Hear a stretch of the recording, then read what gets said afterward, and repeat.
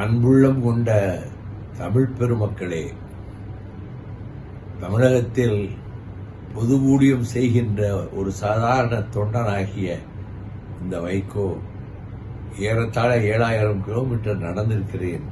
ஆனால் நான் கீழே விழுந்ததில்லை.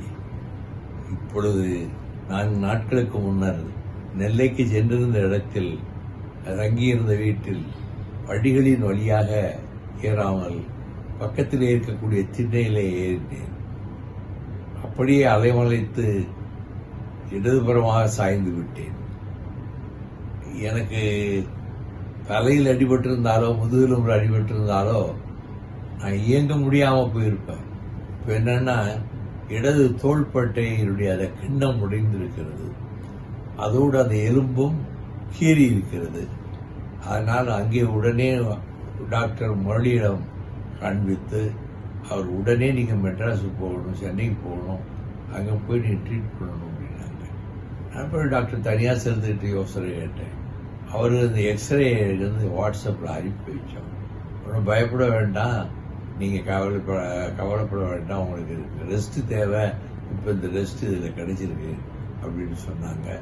எனக்கு அநேகமாக ஒருவேளை நாளைக்கே அறுவை சிகிச்சை நடைபெற்று அந்த கிண்ணம் தோள்பட்டையிலிருந்து விலகி இருக்கிறது அல்லவா, அதை திரும்ப பொருத்திவிட்டு அதோடு சேர்ந்து எலும்பும் ஒரு 2 சென்டிமீட்டர் உடைந்திருக்கிறது, அதுக்கும் சேர்த்து நாளைக்கு அறுவை சிகிச்சை செய்யலாம் என்று டாக்டர்கள் இங்கே திட்டமிட்டிருக்கிறார்கள் அப்பல்லோ மருத்துவமனையிலே.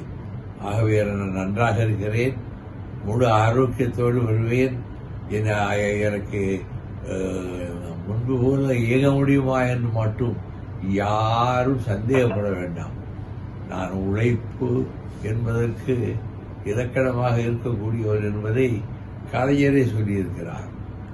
ஆகவே நம்முடைய தோழர்கள், பொது வாழ்வில் அக்கறை உடையவர்கள் எல்லோருக்கும் நான் சொல்லிக் கொள்வது, இந்த நாட்டில் மேலும் தமிழ்நாட்டுக்கு செய்ய வேண்டிய சேவைகளை செய்வதற்கு காத்துக் கொண்டிருக்கிற வைகோ முழு நலத்தோடு பரிபூர்ண ஆரோக்கியத்தோடு வருவேன் என்பதையும், எனக்காக கவலைப்படுகிற உள்ளங்களுக்கு என் நன்றியை தெரிவித்துக் கொள்கிறேன் என்பதையும் இந்த நேரத்திலே சொல்லுகிறேன்.